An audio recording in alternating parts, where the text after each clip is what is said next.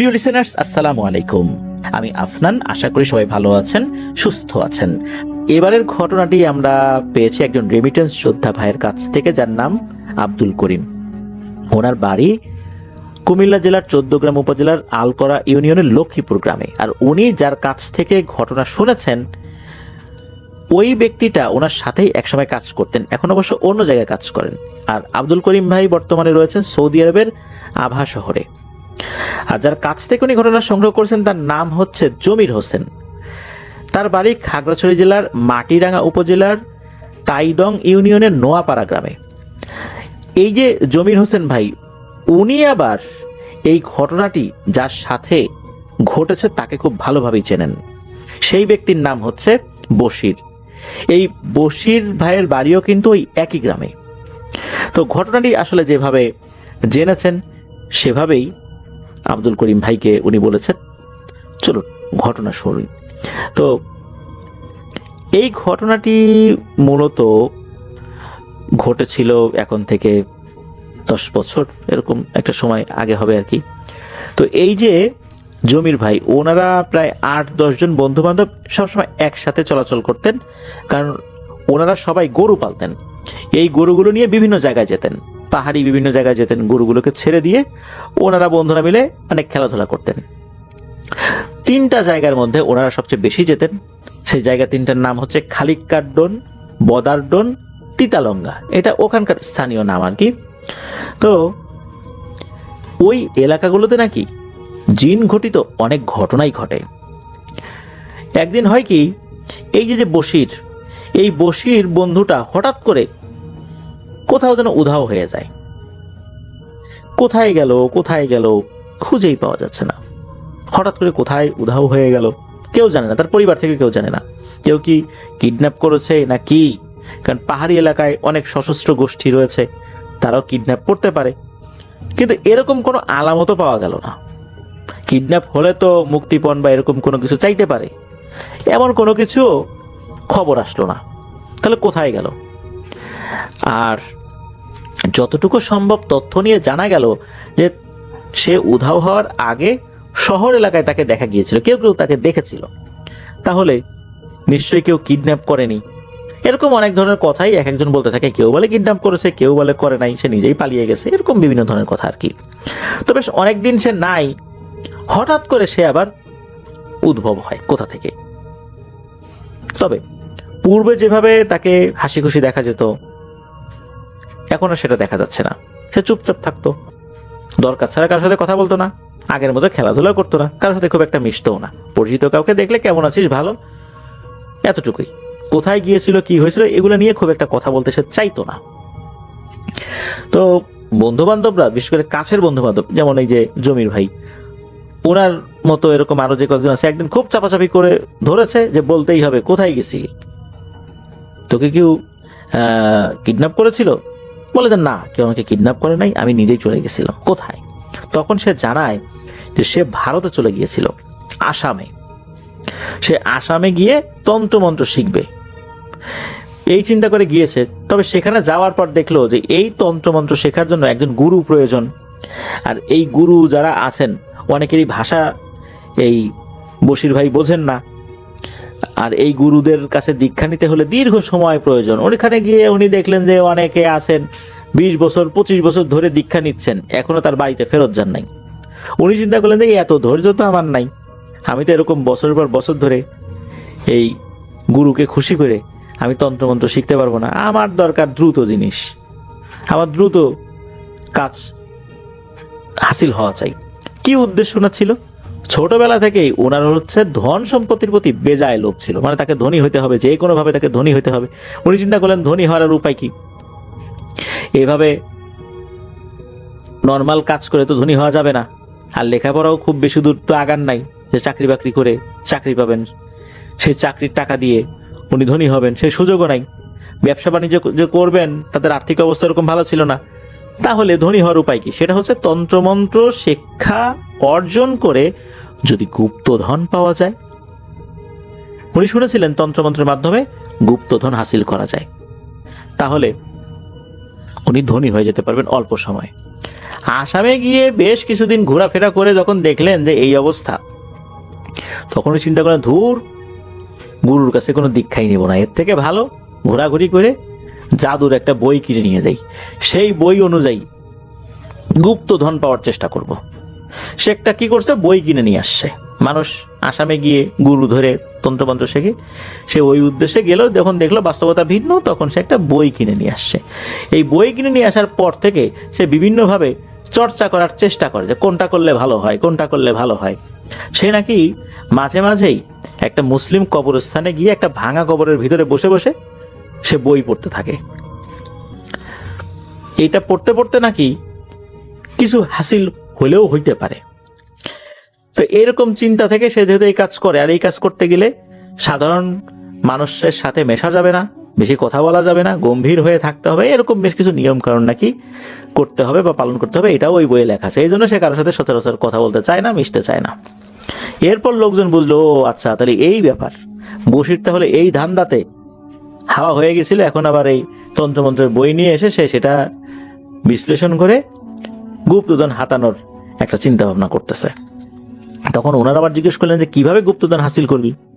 তখন বলতো ওখানে অনেক ধরনের নিয়ম কারণ লেখা আছে, শ্মশানে গিয়েও করা যায়, লাশের পোড়া কিছু অংশ থাকে যেগুলো পোড়ে না, এগুলো দিয়েও করা যায়।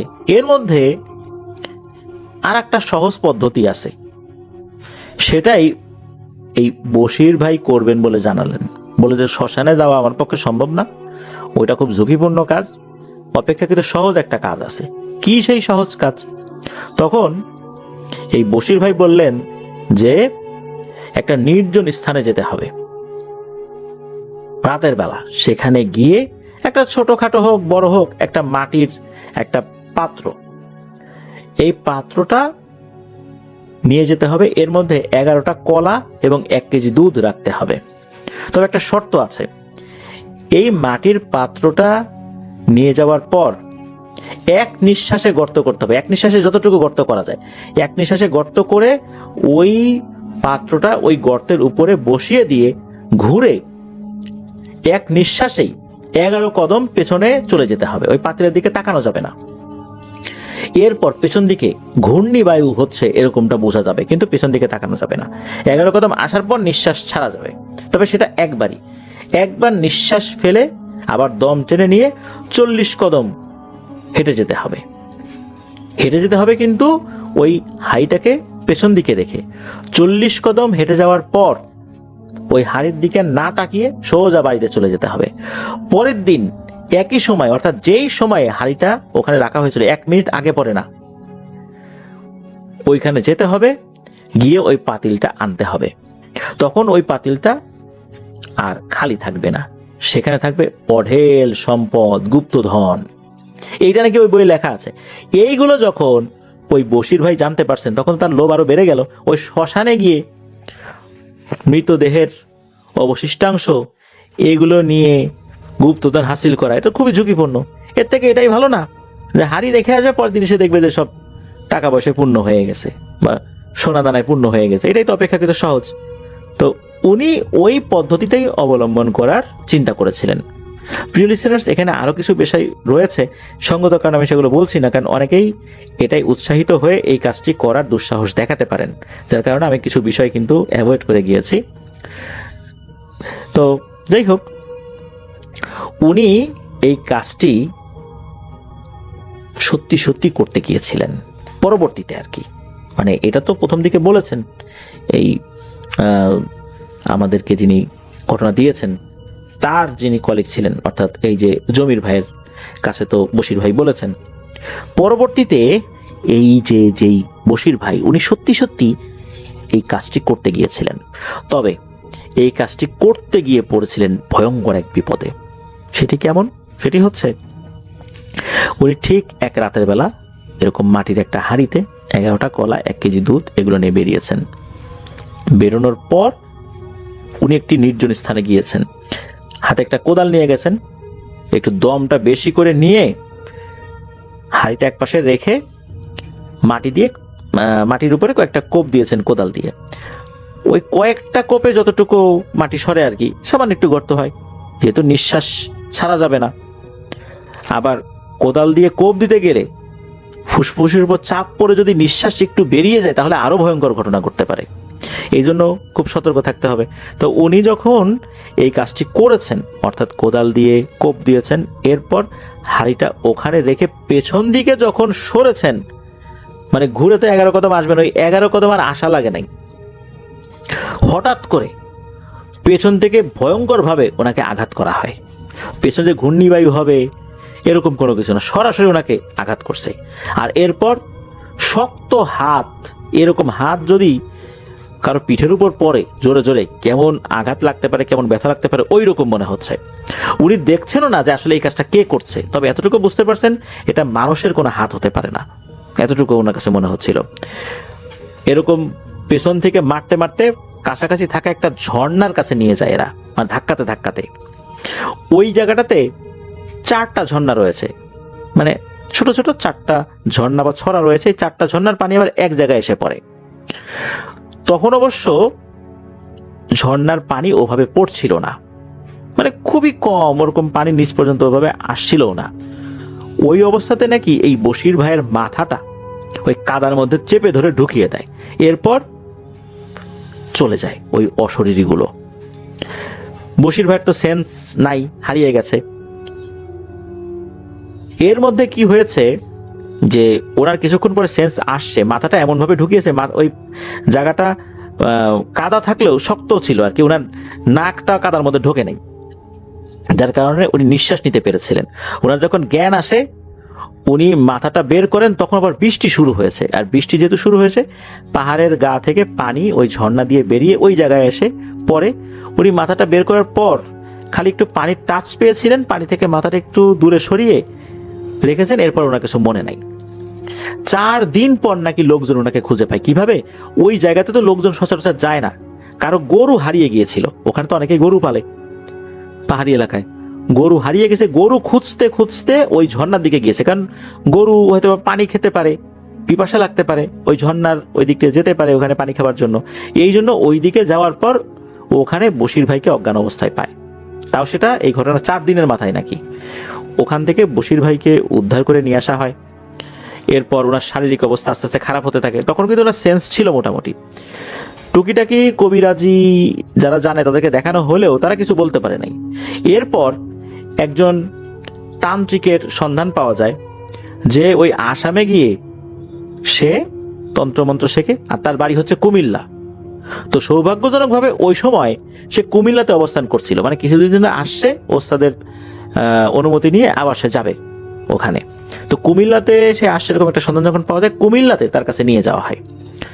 তো কুমিল্লাতে যখন তার কাছে নিয়ে যাওয়া হয়, তখন এই বশির ভাইকে দেখেই নাকি ওই তান্ত্রিক অশুভ কিছু বুঝতে পেরেছিলেন। ওই সময় কিছু বলেন নাই, তান্ত্রিক একটি বৃত্ত এঁকে তার মধ্যে ওই বশির ভাইকে বসান এবং বিভিন্ন ধরনের মন্ত্র পড়ে এক গ্লাস পানির সামনে রেখে এক হাতের মুঠোয় কিছু বালু নিয়ে মন্ত্র পড়ে ওই গ্লাসের উপর যখনই ছুঁড়ে মেরেছে, বিকট আওয়াজে ওই গ্লাসটা ভেঙে যায়। এটা দেখে তো সবার মনের মধ্যে ভয় চলে আসে, একটা ভয়ঙ্কর অবস্থা সৃষ্টি হয় ওখানে। সাথে সাথে তান্ত্রিক বলে ওঠে, আপনারা চলে যান, এই লোককে আর ঠিক করার কোনো সুযোগ নাই, আর কোনো তান্ত্রিক কবিরাজি একে ঠিক করতে পারবে বলে মনে হয় না। কি হয়েছে, কেন হয়েছে, এই বিষয়ে ওই তান্ত্রিক কোনো উত্তর দেয় নাই। ওখান থেকে আসার পর এই বশির ভাই তো উনি সব কথা খুলে বলেছিলেন, কি হয়েছিল ওখানে আসার বিষয় অনেককেই বলেছিলেন, ওখানে যাওয়ার আগেও বলেছিলেন, কারণ তান্ত্রিক তো আর একজন দেখে নাই, এটা তো লাস্ট একজন দেখেছিল আর কি। এর আগেও বিভিন্ন মানুষের সাথে কথা হয়েছে, বশির ভাই বলছিলেন যে উনি কি করতে গেছিলেন, এই জন্য অনেক মানুষ জেনে যায়। তবে ওই তান্ত্রিকের কাছ থেকে আসার পর থেকে বশির ভাইয়ের মধ্যে পাগলামি ভাব শুরু হয়ে যায়। এরপর থেকে উনি পুরোই পাগল হয়ে যায় অল্প কিছুদিনের মধ্যে। সুস্থ অবস্থায় তো উনি এটা বলেছিলেন। এই বশির ভাই নাকি এখনো জীবিত আছেন, পাগল অবস্থাতেই আছেন। তবে উনি যে এলোমেলোভাবে ঘুরে বেড়ান তা না, উনি ওনার পরিবারের সাথেই আছেন, তবে পাগল, ওনাকে আটকে রাখা হয়। দারুণ একটা ঘটনা ছিল, খুব ভালো লেগেছে আমার কাছে। এই পর্যন্তই ছিল ঘটনা।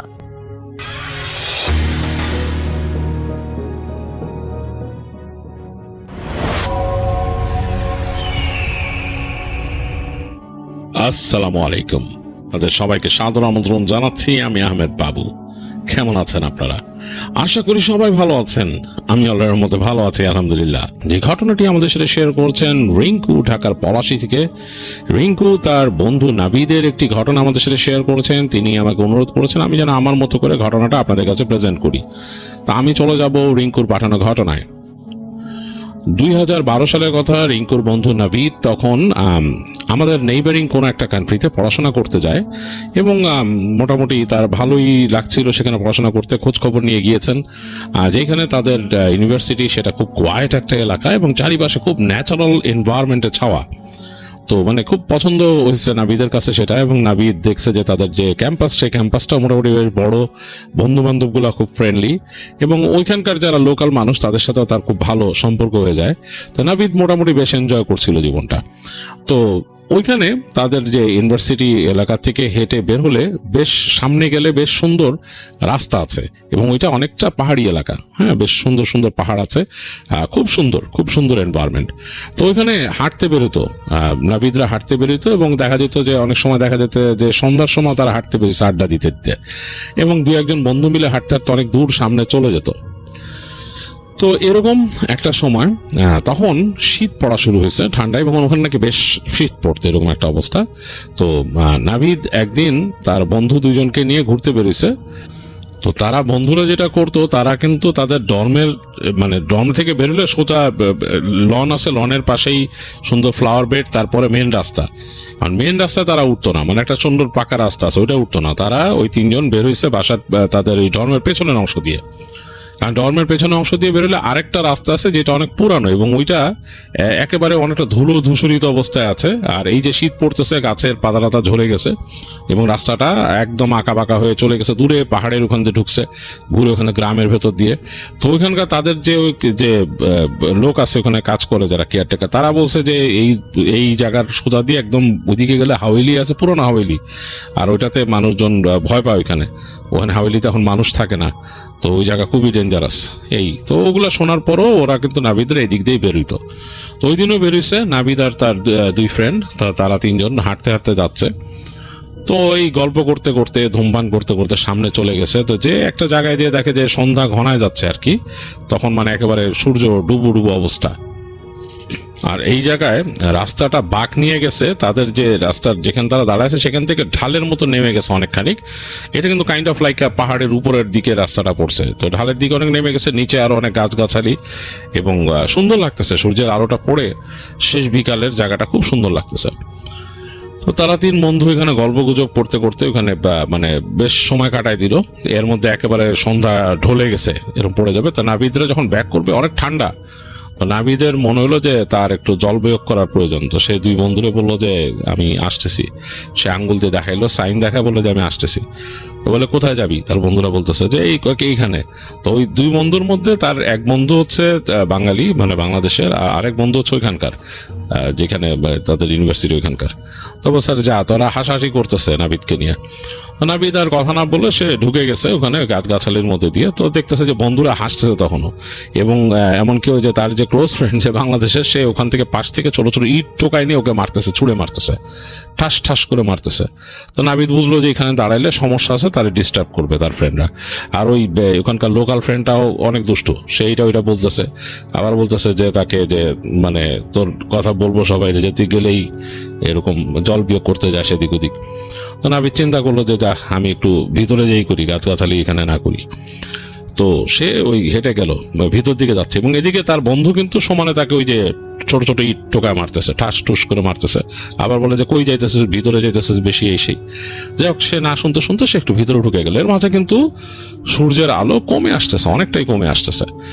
মানে আর গাছগাছালি সে যেহেতু আর ভিতরের দিকে ঢুকছে, তো সুতরাং উঁচু গাছের উপরে রোদ লাস্ট যে রোদটা একদম লালিমাটা পড়ছে, ভেতরের দিকে কিন্তু অন্ধকার একটা। তো এক জায়গায় যেয়ে দেখলো যে নাবিদ যে না, ওর বন্ধুদের কথাবার্তা এখন আর শোনাই যেতেছে না, প্রায় ওরা হাসাহাসি করতেছে বা যা বলছে খুব সামান্য একটু কথা আসতেছে, আর কিচ্ছু নাই। তো সে একটা গাছের গোড়ার মধ্যে, সেখানে সে চিন্তা করলো যে এখানে সে তার কাজ সারবে। তো যাই হোক, সে এরকম কাজ সারতেছে, তার প্রায় শেষ। এই সময় সে পেছন থেকে একটা নারী কণ্ঠ শুনলো। তো সে মানে তাকে বলতেছে যে কি করতেছে এখানে, ওইখানকার লোকাল ভাষা বলতেছে তারে। তো নাভিদ ভয় পেয়ে গেছে, সে ফট করে ফিরে তাকাইছে, তাকায় দেখে যে একটা মেয়ে বসা, মানে তার থেকে বেশ খানিকটা দূরে একটা গাছ কেটে নিছে আর কি। গাছের মানে মোটা একটা গাছ ছিল মনে হয়, তো সেটা কেটে ফেলা হয়েছে, গাছের গোড়াটা ওখানে রয়েছে। গাছের গোড়াটা আছে কিন্তু গোড়াটা মানে শুকনা আর কি, মানে গাছটা অনেকদিন আগে কাটা হয়েছে বলছে। ওইটার উপরে একটা মেয়ে বসা। তো ওই গাছটা আগে নাভিদ খেয়াল করে না, এখন দেখলো যে মেয়ে বসা, এবং তখন কিন্তু সূর্য অনেক মানে পড়ে গেছে, বেশ অন্ধকার ওই জায়গায়। এর মধ্যে সে দেখতেছে মেয়েটার গায়ের রং ডার্ক এবং বেশ ঠান্ডার মধ্যে। নাভিদ কিন্তু জ্যাকেট পরা এবং প্যান্ট, তার জিন্সের প্যান্ট পরা। এসে মেয়েটা দেখতেছে যে নর্মাল একটা কাপড়, ওখানকার খুব বেশি ঠান্ডা মানার মতো না, ওখানে বসে আছে এরকম। তো নাভিদ তাকে বলে যে মানে তোমার কি লজ্জা শরম নাই, তুমি আমার দিকে এরকম তাকাই করতেছো, আমি এখানে জল বিয়োগ করতে আসছি। তো মেয়েটা দেখতে হাসতেছে তাকে দেখে, তো এসে তাকে বলে কি এদিকে আসো, তোমার একটা জিনিস দেখাই, বলে মেয়েটা এরকম হাত দিয়ে তাকে ডাক দেয়। তো নাভিদ খুব অবাক হয় যে তার কাছে মনে হয় যে সে কাইন্ড অফ মানে বাউন্ড হয়ে যায় মেয়েটার এই ডাকে, সে হাঁটা দেয় পেছনে পেছনে, যেখানে তার মানে মানা করার কথা বা সে একটু অবাক হয়ে যাওয়ার কথা যে এখানে মেয়ে এরকম শীতের সময় ভাবে দাঁড়ায় আছে, এটা কেমন কথা। তো এটা চিন্তা করতে করতে সে ওই মেয়েটার পিছে পিছে হাঁটা দিছে। তো মেয়েটা হাঁটতেছে, তো নাভিদ তাকে জিজ্ঞেস করতেছে এখান থেকে তাদের ভাষায়, মানে ওইখানকার লোকাল ভাষায়, তুমি কে, কোথায় থাকো, তোমার বাসা কোথায়, হ্যাঁ তুমি আমাকে কোথায় নিয়ে যাচ্ছ, এরকম জিজ্ঞেস করতেছে সে। আর মেয়েটা বলতেছে আও না, তারা শুধু বলতেছে আসো আসো এখানে আসো বলে ডাকতেছে এরকম। তো সে যাচ্ছে মেয়েটার পিছনে পিছনে, এবং সে কিন্তু তার বন্ধুদের কথা প্রায় তার মাথায় নাই আর এর মধ্যে অন্ধকার হয়ে গেছে, শুধু মানে একেবারে যে ডার্ক হওয়ার আগে যে একটা আবছা ভাব থাকে চারিপাশে, সেরকম একটা ভাব। এবং যেখানে এখন নাভিদ ঢুকছে সেইখানে হচ্ছে গাছের মেজ, মানে অসংখ্য গাছ, এরকম বড় বড় গাছ, বড় বড় গাছ, মনে হচ্ছে যে একটু ফাঁক রেখে রেখে রেখে রেখে গাছগুলা হয়েছে আশেপাশে। আর তেমন কিছু দেখার মতো নাই, একটা মেজের মতো, হারায় যাওয়ার মতো জিনিসটা, এরকম একটা মেজ। এবং সেখানে সে দেখতেছে মেয়েটা যাচ্ছে গাছের মধ্যে মধ্যে দিয়ে, তো সেও মেয়েটাকে ফলো করে করে যাচ্ছে। এবং একটা সময় নাভিদের মনে হয়েছে যে নাভিদ পুরো জিনিসটা হারায় ফেলছে, যে তার এটা ছিল নাভিদের ভাষ্য, সে যেটা রিঙ্কুকে শেয়ার করছে, যে তার কাছে মনে হয়েছে যে তার কাজ একটাই, এই মেয়েটাকে ফলো করে যাওয়া। আর তার কাছে মনে হচ্ছে যে এই মেয়েটা অত্যন্ত রূপবতী, এবং মেয়েটা তাকে ডাকতেছে, তাকে যেতেই হবে মেয়েটার পিছে। মেয়েটা তাকে ডাকতেছে এবং একটু পরপর মেয়েটা ঘুরে তাকাচ্ছে, হাসতেছে এবং তাকে ডাকতেছে। এবং এই অন্ধকারের মধ্যেও সে দেখতেছে যে মেয়েটার চুল দুই পাশ থেকে এরকম ছাড়া, এবং চেহারাটার সে একটা মানে বুঝতে পারতেছে, চেহারাটা ছাঁচ বুঝতে পারতেছে। তো অসামান্য সুন্দরী মনে হচ্ছে তার কাছে। যাই হোক, তাকে ডাকতে ডাকতে নিয়ে যাচ্ছে, নাভিদও হাঁটতেছে, তার কিছু খেয়াল নাই। তো একটা জায়গায় যে দেখলো যে মেয়েটা দাঁড়ায় গেল, দাঁড়ায় যে হাসতেছে, তাকে আবার ডাকলো হাত দিয়ে। তো নাভিদ হেঁটে হেঁটে গেল কাছে, মেয়েটার সাথে তার তখন দূরত্ব হচ্ছে বেশি হলে 5 ফিট বা 7 ফিট এতটুকু দূরত্ব। সে সুন্দর একটা ঘ্রাণ পাচ্ছে, মনে হচ্ছে যে এই ঘ্রাণটা যে কোনো গাছের মানে বাকল থেকে আসে, এরকম একটা ঘ্রাণ তার নাকে আসতেছে, মানে একেবারে খুব অন্যরকম লাগতেছে নাভিদের কাছে। নাভিদ সেই ঘ্রাণটা তাকে আচ্ছন্ন করে ফেলছে, একদম মনে হচ্ছে সে মোহিষ্ট হয়ে গেছে। তো মেয়েটা তাকে এরকম আরো কাছে ডাকলো, নাভিদ আরো কাছে এগিয়ে গেল। তো একেবারে যখন নাকি সে কাছে চলে গেছে, মেয়েটা এরকম হাত বাড়াইছে তাকে ধরবে, তো সেও হাত বাড়াই দিচ্ছিল। তখন তার বন্ধুর চিৎকার আসছে পিছন থেকে, এবং চিৎকারে সে মনে সম্মিত ফিরে পাইছে, মানে মানে মানে বাস্তবতায়, সে একটা স্বপ্নের জগতে ছিল, সে চিৎকারে সে মনে হলো সে বাস্তবে ফিরে আসলো। কেঁপে উঠছে, ঝাঁকি দিয়ে কেঁপে উঠে সে তাকায় দেখে যে সামনে কেউ নাই, এবং সে দাঁড়ায় আছে যেখানে, সেখানে একটা খাদ, তার নিচে বেশ নিচে চলে গেছে, একদম খাড়া চলে গেছে, ওইখান থেকে একটা নদীর মতো, খরস্রোতা নদীর মতো গেছে, এবং সে একদম পাড়ে দাঁড়ানো, এবং ওখানে কেউ নাই, নোবডি ইজ দেয়ার। নাভিদ নিজে তাকায় দেখে, এবং তাকায় দেখে যে আকাশে চাঁদ উঠে গেছে, মানে চাঁদের আলো পড়ছে এখানে, খাদের মধ্যে চাঁদের আলোটা পড়তেছে তার গায়ে, এবং সে একদম প্রান্তে দাঁড়ানো, তার একটা পা একেবারে প্রান্তে, সামনে কেউ নাই। পিছন থেকে তার বন্ধুর চিৎকার, এবং দুই বন্ধু চিৎকার করতেছে যে পিছনে আয়, পিছনে আয়, পিছনে আয়, নাভিদ পিছনে আয়। তো তখন সে তাড়াতাড়ি মানে ঘুরে পিছনে তাকায়, সে বোঝা যাচ্ছে না, এতটাই অন্ধকার পেছন দিকে গাছ গলার আড়ালে, যে বোঝাই যেতেছে না তার বন্ধু দুজন আছে। তো তারপরে সে হাঁটা দিল ওদিকে, একটু পরে দেখলো তার বন্ধুরা একটু এগো আসছে, দৌড় দিয়ে এসে তাকে ধরে বললো যে তুই কোথায় যেতেছিলি। তার বন্ধু তাকে গালি দিতেছে, ওখানকার লোকাল যে বন্ধু ছিল সে তাকে অনেক আজে বাজে গালি দিতেছে, তুই ওখানে কোথায় যেতেছিলি, তুই জানোস তুই যে জায়গাটা কত খারাপ, বলে তাকে টেনে নিয়ে ওখান থেকে তারা যাচ্ছে। তো বেশ খানিকক্ষণ, সে কিন্তু অনেক ভিতরে ঢুকে গেছিল, বেশ খানিকক্ষণ লাগলো তাদের ওখান থেকে বেরোইতে শুধু। বের হয়ে তারা যখন আসছে রাস্তায়, তখন দেখতেছে যে চাঁদের আলো আবার দেখা যাচ্ছে এবং রাস্তাটা ধূসর এবং মানে কেউ নাই রাস্তার মধ্যে, কেউ নাই। তো তারা হেঁটে হেঁটে তারা নাবিদকে নিয়ে গেলো। নাবিদ মনে হলো একটা ঘোরের মধ্যে আছে, মনে হচ্ছে যে একটা পুরো ঘোরের মধ্যে নাবিদ। এবং নাবিদকে নিয়ে গেল, নাবিদকে নিয়ে যে তাড়াতাড়ি ওই তারা ঢুকলো তাদের ওই ডর্মের মধ্যে, ঢুকে তারা ভিতরে নিয়ে গেল তাদের রুমে। এবং ঠান্ডা, তখন বেশ ঠান্ডা, এর মধ্যে তারা ওখানে হিটার চলতেছে, এসে নাবিদকে রুমের মধ্যে নিয়ে তার ওই বন্ধু, মানে তার সাথে থাকতে হচ্ছে, তার রুমের মধ্যে থাকতে হচ্ছে তার ওই বাংলাদেশি ফ্রেন্ডটা, আর ওখানকার লোকাল ফ্রেন্ড যে সেও আসে ওই দিন, বলতেছে যে তোর কি হয়েছিল, তুই কই গেছিলি, ওখানে কেন গেলি, কার ডাকে গেলি? তো নাবিদ বলে, না তোরা দেখো নাই যে ওই যে একটা মেয়ে আমার এরকম ডাকে ডেকে নিয়ে গেল। বলছে কিসের মেয়ে, ওখানে কোনো মেয়েটা কিচ্ছু ছিল না, আমরা তো তোমার খুঁজেই পাই না, অনেকক্ষণ থেকে নাই। তারপরে আমরা তোমার খুঁজতে খুঁজতে যখন মানে একদম হয়ে গেছে, তখন দেখি তুমি এইখান থেকে বের হয়ে গেছো, মানে এই গাছপালার থেকে বের হয়ে তুমি খাদের দিকে যাইতেছো, ওদিকে একদম হাত বাড়াই দিয়ে খাদের দিকে যাইতেছো। ওই সময় তো ডাক না দিলে তুমি একদম তলে, খাদের তলে পড়তো ওখান থেকে। তো ওই বাঙালি ফ্রেন্ডরাও বলে যে কি তুই কি করতেছিলি বেটা, আর ওখান থেকে ওই ওই বন্ধুরা বলে যে তোর কি মাথা ঠিক আছে, তুই যে এরকম ওখানে গেছিস, ওই জায়গা খারাপ, ওই জায়গা ওই জঙ্গলটাই খারাপ বেশি। তো যাই হোক, ও আর কিছু বলে না, নাবিদ চুপ করে যায়। নাবিদ বলে যে আমি জানি না। তো যাই হোক, রাতের বেলা নাবিদকে তারা বলে মানে এরকম আর যাইস না ওদিকে, এই সেই আনতেন, আর তারা ঘুমায়, বলে ভয় পাইস না, সেই বলে টলে ঘুমায় যায়। মানে রাতের বেলা নাবিদের ফ্রেন্ডও ঘুমায়, নাবিদ ঘুমায়, আর ওই ফ্রেন্ড চলে যায় তার মতো আরেক ফ্রেন্ড যেটা আছে। তো রাতে ঘুমাইছে নাবিদ আর নাবিদের ফ্রেন্ড রুমের মধ্যে, দুইজনের দুইটা বেড দুই পাশে, এবং তাদের দরজাটা এই সাইডে, এবং দরজা দিয়ে বেরোলে এখানে একটা করিডোর, আর রুমের মধ্যে হিটার চলতেছে, বেশ ঠান্ডা। তো নাবিদ কিন্তু ঘুমাই গেছিল, তার জানি কেমন জানি একটা চোখের মধ্যে একটা ঘুম ঘুম ভাব সারাক্ষণ লেগে আছে, কারণ ওখান থেকে আসার পর থেকে। তো সে ঘুমাই গেছিল। নিশি রাত হয়েছে যখন, তখন কিন্তু সে জানে না কয়টা বাজে, মানে অনেক রাত হয়ে গেছে। তখন তার হঠাৎ করে তার ঘুমটা ভেঙে যায়, এবং ঘুম ভাঙে যে সে কোয়াইট অ্যাওয়েক, মানে মনে হচ্ছে খুব এনার্জাইজড, এবং তার মনে হয় যে তার দরজার কাছে কোনো একটা সাউন্ড হইলো রুমের দরজায়।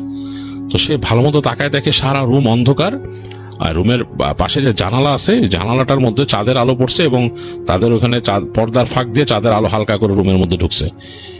এই স্বল্প আলো আধারিতে সে দেখে তাদের রুমের যে দরজাটা খট করে খুলে গেল, এরকম করে খুলে গেল, এবং রুমের পাশে কিন্তু করিডোর, করিডোর দিয়ে ঠান্ডা বাতাস এসে রুমে ঢুকলো। মানে এই যে রুমের মধ্যে যে হিটারটা চলতো, রুম হিটার, ওইটার বাতাসটা বের হয়ে যাচ্ছে, মনে হচ্ছে ঠান্ডা বাতাস, একদম ফ্রোজেন বাতাসের মধ্যে ঢুকতেছে ঘরের মধ্যে। তো সে তাকায় আছে ওদিক দিয়ে, দরজা খুললো, এরকমই করতেছে। তারপর সে দেখলো সে দরজার থেকে একটু দূরে একটা অবয়ব দাঁড়ায় আছে, এবং অবয়বটা দেখে নাবিদ স্পষ্ট বুঝতে পারলো যে এইটা সেই মেয়েটা যে তাকে ডাকছিল এখানে। এবং তাকে দেখে বললো যে তুমি চলে গেলা কেন, তুমি এদিক তোমার বন্ধুদেরকে নিয়ে আসলা, ওখান থেকে বলতেছে তার লোকাল ভাষা, ওইখানে বন্ধুদেরকে নিয়ে আসলা, তুমি আমাকে রেখে চলে গেলা ওখান থেকে, আমি তো তোমার বন্ধুদের দিকে সরে গেছি, এখানে আসো আমার সাথে। নাবিদকে আবার ডাকে, এবং নাবিদ আবার সেই সম্মোহিতের মতো ওখান থেকে উঠে, বিছনার থেকে উঠে হেঁটে বের হয়ে যায়। এবং সে যে বের হয়ে গেছে, সে কিন্তু একটা 3/4 প্যান্ট পরা আর একটা ফুল হাতা গেঞ্জি পরা, বাইরে কিন্তু ঠান্ডা, বেশ ঠান্ডা। এই ঠান্ডার মধ্যেও তার কোনো সেন্স নাই যে তার ঠান্ডা লাগতেছে, পা খালি। সে হেঁটে ওই করিডোর ধরে হেঁটে যাচ্ছে সামনে, এবং সে দেখতেছে তার থেকে, মানে এটা তার স্টেটমেন্ট পরবর্তীতে, যে তার সামনে তার থেকে 5-7 ফিট দূর দিয়ে মেয়েটা হেঁটে যাচ্ছে, এবং সে পুরো দেখতে পাচ্ছে মেয়েটা একই রকম ড্রেস পরা। সে তখন মানে ওইখান থেকে সে তার বর্ণনা অনুযায়ী যে মেয়েটা মনে হচ্ছে অনেক পুরনো আমলের কোনো ড্রেস পরা, যেটা নাকি বর্তমানের মেয়েরা পরে না এরকম।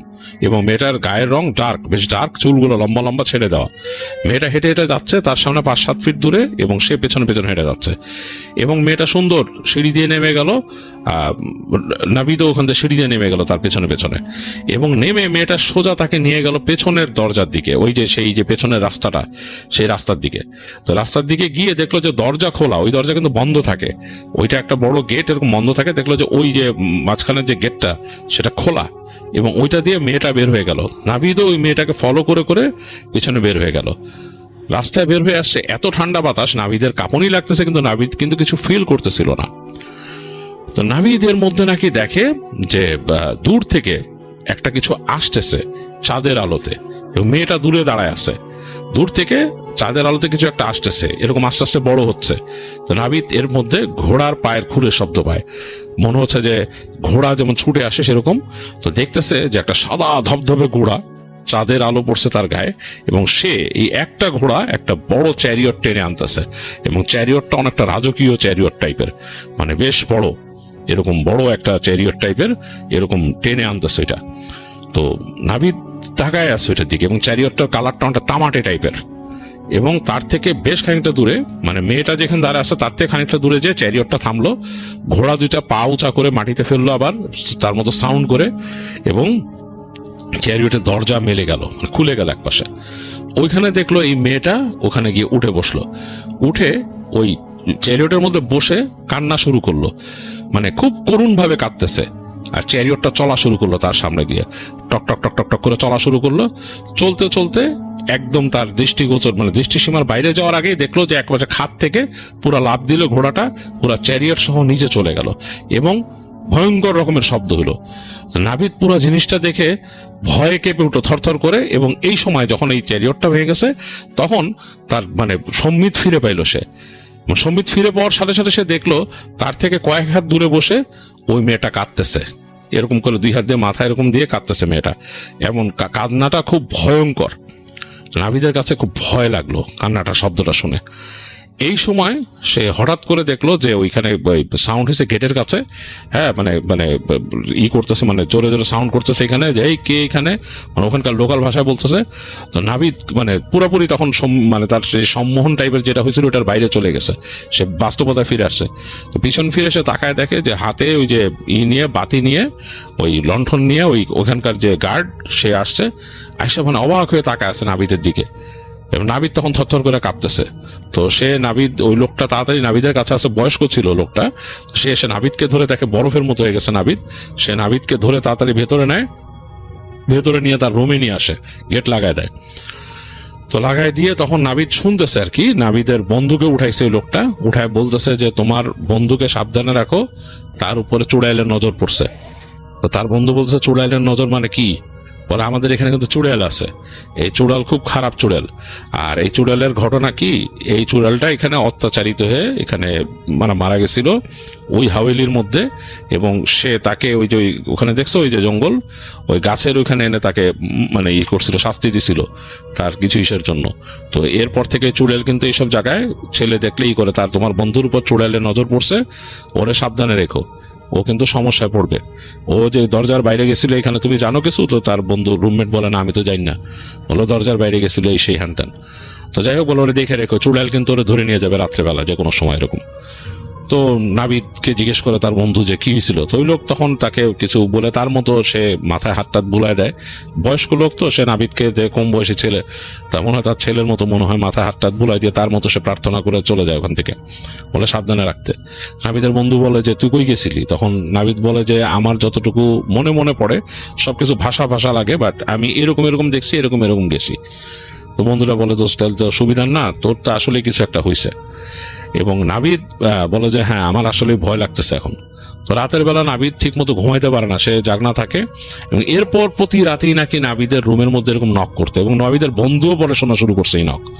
তো এরকম যখন কয়েকদিন হয়েছে তখন নাভিদের বাবা মাকে তার বন্ধু বলছে দেশে ফোন করে যে ওর তো এরকম এরকম অবস্থা, ওরে দেশে নেন আন্টি, ও এখানে কিন্তু সমস্যায় পড়বে। তো নাভিদের বাবা মা নাকি তখন ডিসাইড করে নাভিদকে দেশে আনবে, এবং নাভিদকে দেশে আনার ব্যবস্থা করে। যাই হোক নাভিদকে দেশে নিয়ে আসে। তো দেশে আনার পর নাভিদ আসলে ওই জিনিসটা ওইভাবে হয় নাই, বাট তার ছাদের মধ্যে সে এরকম শব্দ পাইতো, তার ছাদের মধ্যে কেউ নুপুর পরে হাঁটতেছে ইত্যাদি ইত্যাদি। তো তখন তার বাবা মা তাকে একটা বড় আলেমের কাছে নিয়ে যায় বাংলাদেশে, এবং সেখানে নিয়ে তাকে ঝাড়ায় দোয়া করায়, এবং সেই আলেম বলেন যে আলেম মানে একজন হুজুর আর কি যিনি ছিলেন ওইখানে। তো তিনি বলেন যে ছেলেটাকে ওইখানে হয়তো কোনো খারাপ জিন ছিল, ফিমেল জিন, অনেক বছর ধরে ওইখানে আছে, এবং সে হয়তো ওখানে গেছিল এবং তাকে এমন একটা সময় তাকে দেখছে বা তার উপর নজর দিয়েছিল যেটা মানে সে তো মানে সময় না, আর প্রকৃতির মধ্যে সম্ভবত ওর কাছে জিজ্ঞেস করছে সবকিছু। নাভিদ তখন বলছে যে এরকম এরকম হয়েছিল।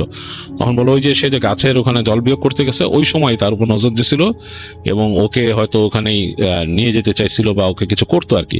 সম্ভবত প্রথম দিন হয়তো ফেলেই দিত ওকে খাত থেকে, বা পরেও তাকে কোনো ক্ষতি করতো। যাই হোক, তো ওদের তো আবার আত্মীয় স্বজন থাকে বিভিন্ন জায়গায়, লতায় পাতায় থাকে, তো দেশেও ওদের মধ্যে কিছু করতে পারে।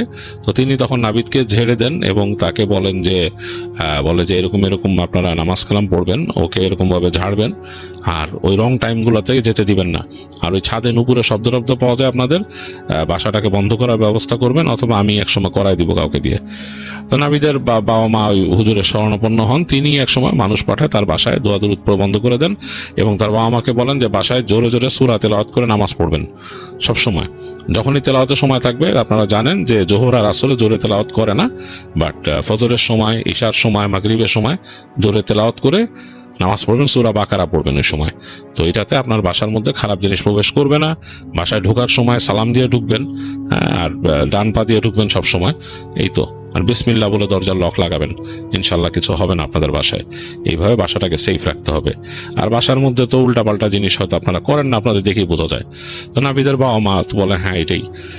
তো এরপর থেকে ওইভাবে পালন করছে, এবং নাবিদের পরে পড়াশোনা বাকিটা কমপ্লিট করে দেশেই, তার বাবা মা আর ওখানে রাখে নাই তাকে, এখানেই শেষ করছে বাংলাদেশে পড়াশোনা শেষ করে তারপর সে তার বাবার ব্যবসায় জয়েন করে, সেখানে সে ভালোই আছে, ভালোই এখন তার জীবন চলছে।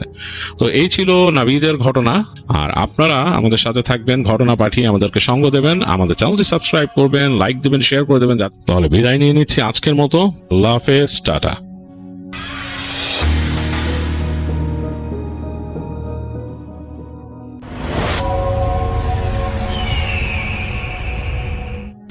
হ্যালো লিসেনার্স, আসসালামু আলাইকুম। আশা করি সবাই ভালো আছেন আর ভালোর দলে আছেন। আমার নাম হচ্ছে রিপন, আমি এসেছি লালমিনহাট থেকে। তো এখন যে ঘটনাটা আমি আপনাদের মাঝে শেয়ার করব, এই ঘটনাটা আমার কাছে শেয়ার করেছেন, তার নাম হলো সোহাগ। সোহাগের বাড়ি হচ্ছে রংপুর সিও বাজার এলাকায়। তো বেসিক্যালি এই ঘটনাটা সোহাগের নয়, এটা তার বন্ধু, তার নাম হচ্ছে সিফাত। এটা হলো সিফাতের ঘটনা। আর সিফাতের বাড়ি হচ্ছে কুড়িগ্রামের রৌমারিতে। তো আমি সরাসরি ঘটনায় চলে যাচ্ছি। তো সিফাত ভাই ছোটোবেলার থেকেই অনেক শান্ত শিষ্ট ছিলেন, ভদ্র টাইপের ছিলেন।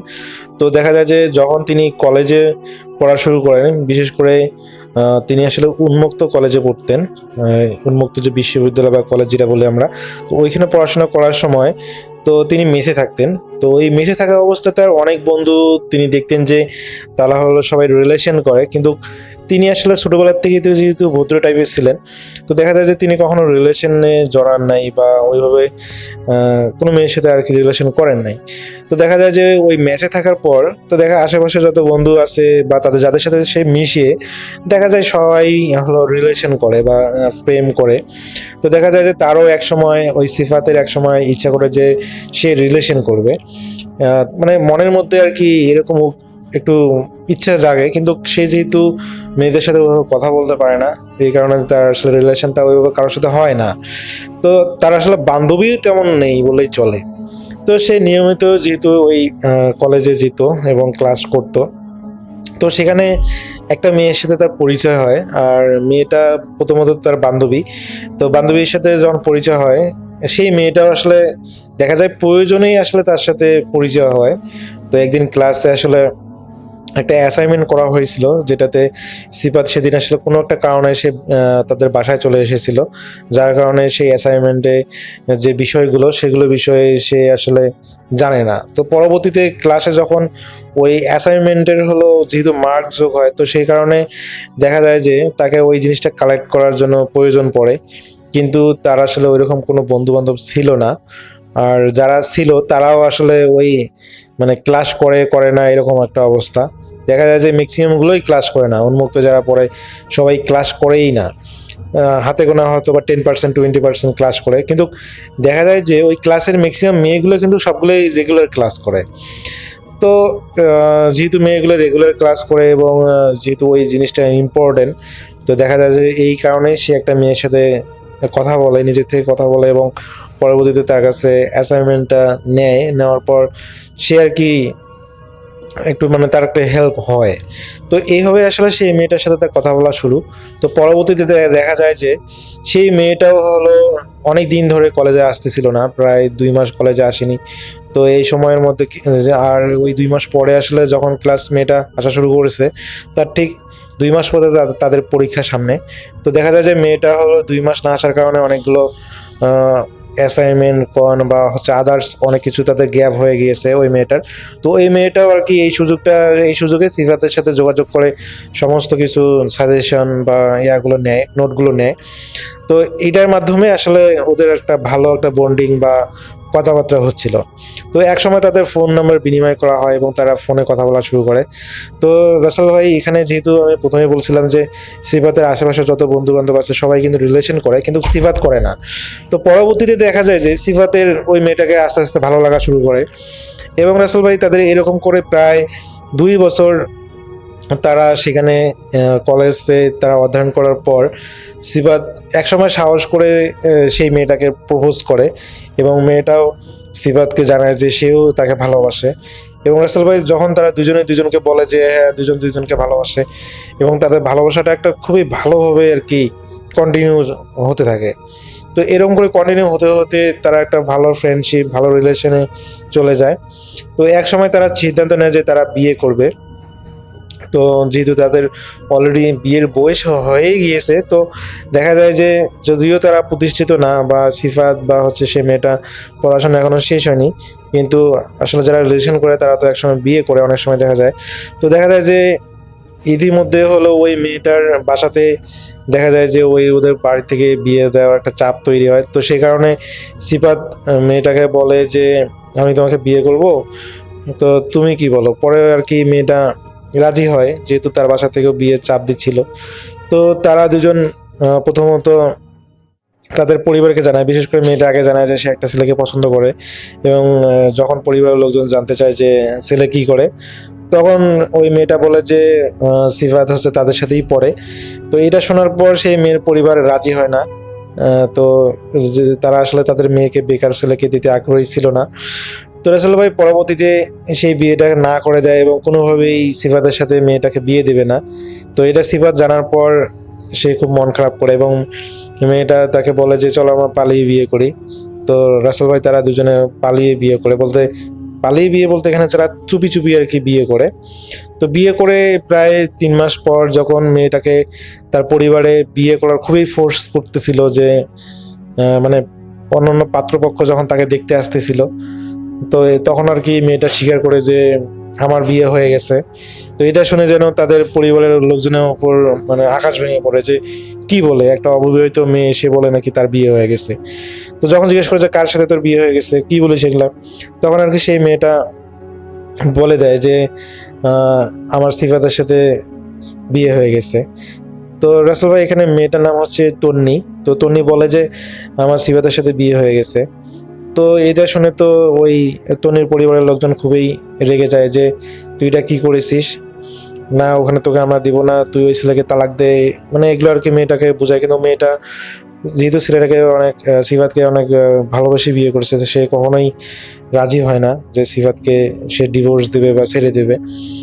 তো রাসেল ভাই পরবর্তীতে যখন ওই তন্নি হলো কলেজে যায়, পরে সমস্ত কিছু ওই সিফাতকে বলে। ইতিমধ্যে তাদের ফোনে কথা হয়েছে, কিন্তু যখন সামনাসামনি এই সমস্ত কিছু নিয়ে ডিসকাস হয়, তখন সিফাত চিন্তা করে যে হয়তোবা যদি তন্নি এখন এখান থেকে বাসায় চলে যায়, দেখা যায় যে তার বাবা মা বা তার পরিবার কোনো একটা কিছু না কিছু একটা করবে এই ডিভোর্স করার জন্য বা তন্নিকে ফোর্স করতে পারে।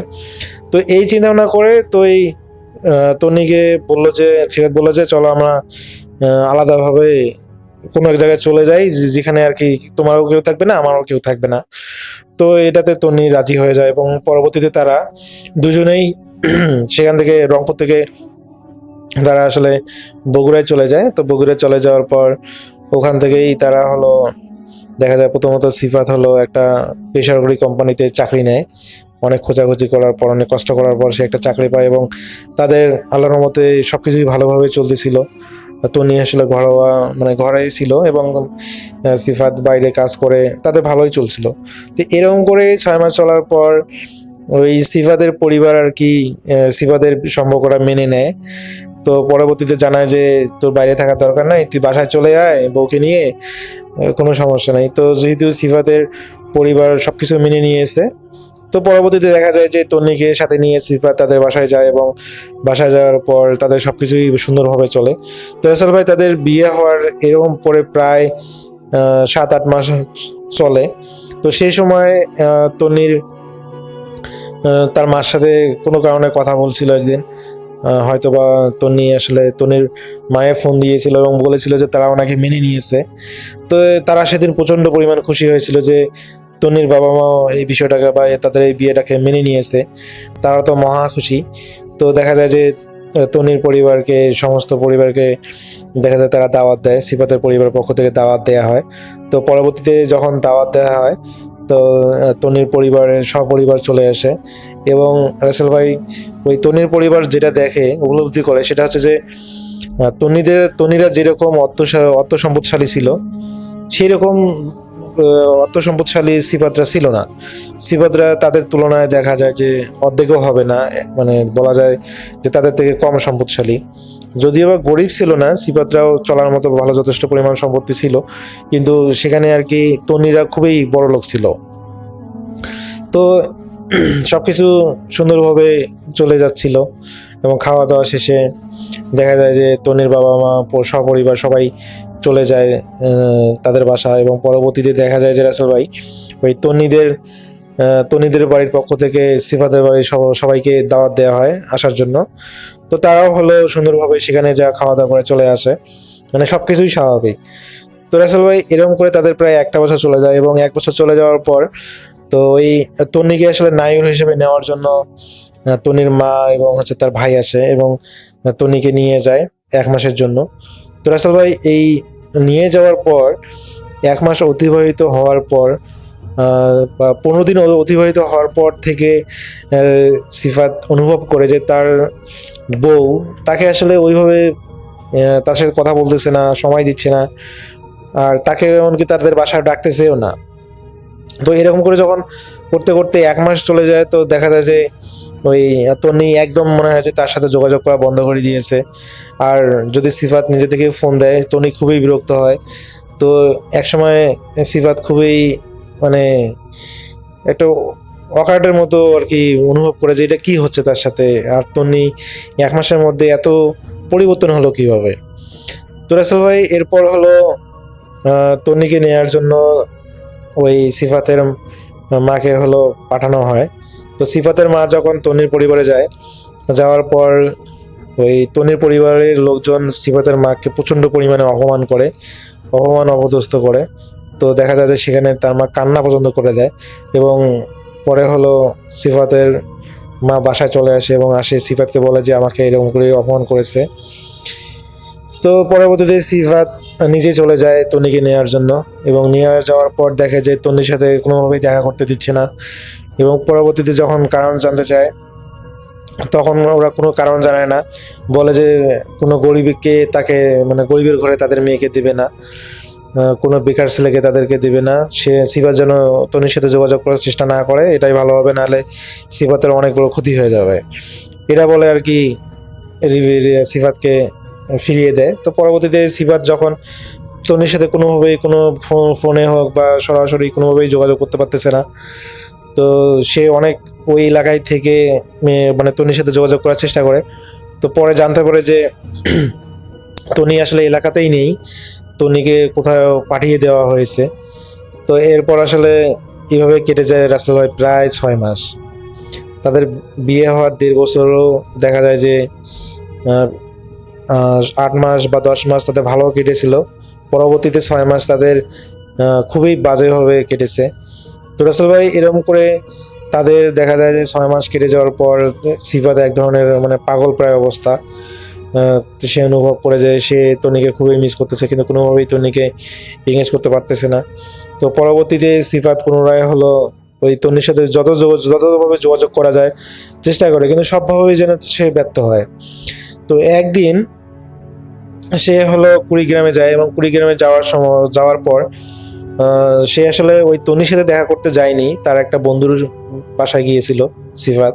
তো সেই সময় ওই এলাকাতে তন্নির সাথে হঠাৎ তার রাস্তায় দেখা হয়। তো দেখা হওয়ার পর তন্নি মনে হয় যে তাকে চেনেই না, মানে তার ফেস বা হচ্ছে তার ব্যবহার এমনটাই যে সে সিফাতকে কোনোদিন দেখেনি বা চিনে না। তো সিফাত যখন সামনাসামনি যে কথা বলার চেষ্টা করে, তন্নি দেখে যে তাকে চিনে না, তো সে দেখা যায় যে অপরিচিত হিসেবে মানুষের সাথে যেভাবে আচরণ করে একজন, সেভাবে তন্নি তার সাথে আচরণ করতেছে। তো রাসেল ভাই এটাতে সে সিফাত প্রচন্ড পরিমাণে আঘাত পায় এবং সে কি করবে বুঝতে পারতেছে না। সে অনেক কান্না করেও সে মেয়েটাকে বোঝার চেষ্টা করে, কিন্তু মেয়েটা যেন তাকে কোনোভাবেই চিনতে পারতেছে না। তো এইভাবে চলে যায় প্রায় রাসেল ভাই 1 বছর।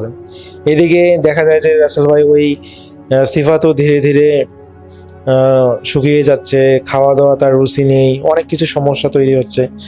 তো এক সময় দেখা যায় সিফাত এতটাই শুকনা হয়ে যায় যে রাসেল ভাই, সে অনেক সুন্দর, দেখতে অনেক সুন্দর ছিল, স্মার্ট ছিল, তার ওজন প্রায় ছিল 75 কেজি সামথিং লম্বা ছিল, অথচ সে এত পরিমাণে শুকিয়ে যায়, ওর ওজন প্রায় 40-এর কাছাকাছি চলে আসে। তো তার পরিবারের লোকজন খুবই টেনশনে পড়ে যায় যে তার ওই মেয়েটার কারণে হয়তো তাদের ছেলেটা আজকে এই অবস্থা। তো পরবর্তীতে যখন দেখে যে সিফাত একদম অসুস্থ হয়ে গেছে, তো পরবর্তীতে যখন অনেক ডাক্তার দেখা হয়, কোনো ডাক্তারেই কোনো কাজ হচ্ছিল না, কোনো ওষুধেই মনে হয় যে তার কাজ হচ্ছিল না। তো পরবর্তীতে এলাকার একজনের পরামর্শে বলে যে আপনারা উচিত আপনাদের ছেলেকে কোনো কবিরাজকে দেখানো, হয়তোবা ভালো মানে রোকাইয়ে পাবে। তো পরবর্তীতে তাকে একজন কবিরাজকে দেখানো হয় এবং রাসেল ভাই কবিরাজকে দেখানোর পর তাদের পরিবারের উপর যেন আকাশ ভেঙে পড়ে। সেই কবিরাজ জানায় যে তাদের ছেলেকে কালো জাদু করা হয়েছে। বলে যে কিভাবে কালো জাদু করা হয়েছে, তো বলে যে এরকম আপনাদের ছেলের মানে যে কাপড় চোপড়গুলো পরে সেখান থেকে কাপড় নিয়ে তার উপর কালো জাদু করা হয়েছে। তো এরপরে হলো ওই কবিরাজের মাধ্যমে আসলে রুকাইয়া করা শুরু করা হয় এবং পরবর্তীতে দেখা যায় যে সিফাত ঠিক হয়ে যায় এবং ঠিক হয়ে যাওয়ার পর সে সুস্থ হয় এবং একদম স্বাভাবিক হয়। কিন্তু সেই তন্নির কথা ভেবে বা তার কথা, যেহেতু তার বিয়ে করা বউ, তো তার কথা ভেবে ভেবে সে আসলে খুবই আপসেট থাকে। কিন্তু সে এখন সুস্থ। কিন্তু পরবর্তীতে রাসেল ভাই যখন ওই তন্নির সাথে আবার যোগাযোগ করার চেষ্টা করে সিফাত, সে জানতে পারে ওই একই কবিরাজের মাধ্যমে জানতে পারে যে ওই তন্নিকেও নাকি হলো এমনভাবে বশ করা হয়েছে যেন সে সিফাতকে ভুলে থাকতে পারে। এই কারণে আসলে ওই তন্নি চাইলেও এখন আসলে সিফাতকে চিনতে পারবে না। তো রাসেল ভাই এরকম করে চলার পর একসময় সিফাত খুবই মানে কষ্ট যেহেতু পায় এবং সেই মেয়েটাকে নিয়ে আর কত কষ্ট পাবে, এবং তার পরিবার তাকে জানায় যে তুই ওই মেয়েটাকে ভুলে যা, ওই মেয়েটাকে ডিভোর্স দিয়ে দে, তুই নতুন করে শুরু কর। কিন্তু কোনোভাবেই সিফাত পারতেছিল না।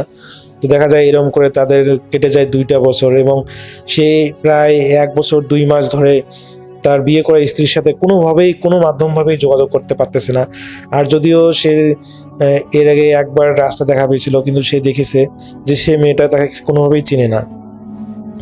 তো রাসেল ভাই এরপর সিফাত এক প্রকার বাধ্য হয়ে সেই মেয়েটাকে ডিভোর্স দেয় এবং ডিভোর্স দেওয়ার পর তো যখন সে তার ওই বন্ধুর এলাকাতে একদিন ঘুরতে যায়, সে জানতে পারে যে সেই তন্নির নাকি আজ থেকে 1 বছর আগেই বিয়ে হয়ে গেছে।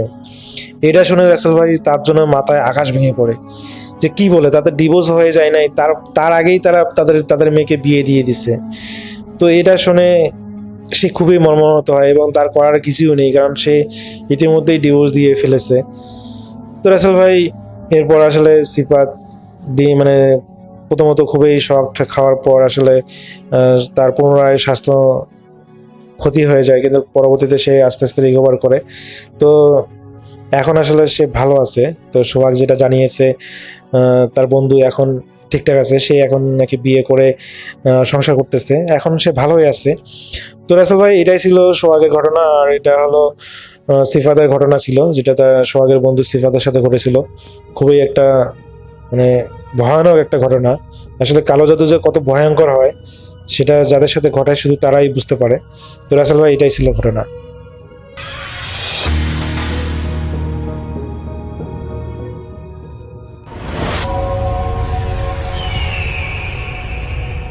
আসসালামু আলাইকুম আরহামতুল্লাহি ওয়াবারাকাতু।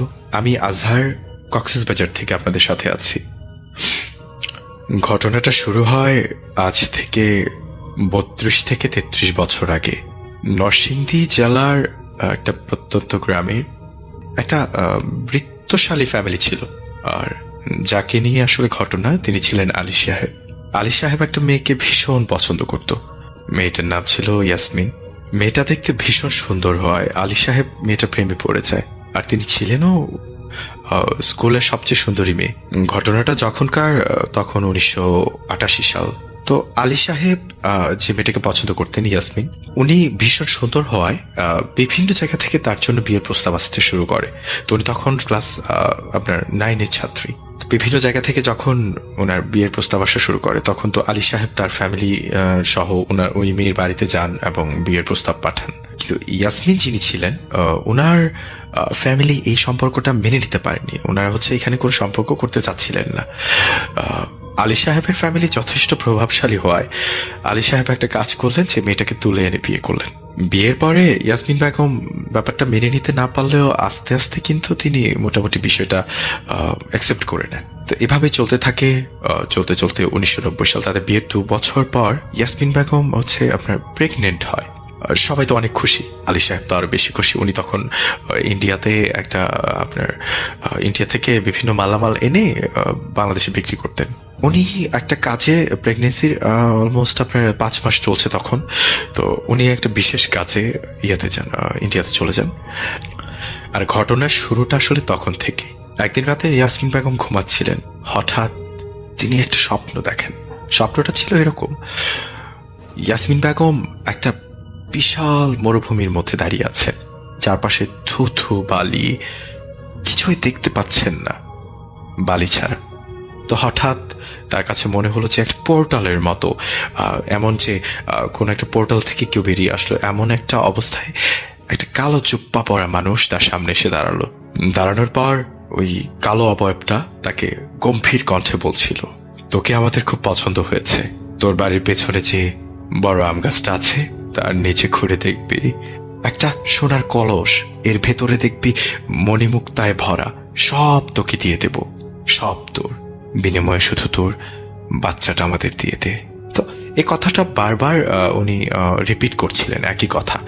ওই কালো বাপটা বারবার রিপিট করার পর ইয়াসমিন বেগম হঠাৎ করে ঘুম থেকে চিৎকার দিয়ে জেগে ওঠেন।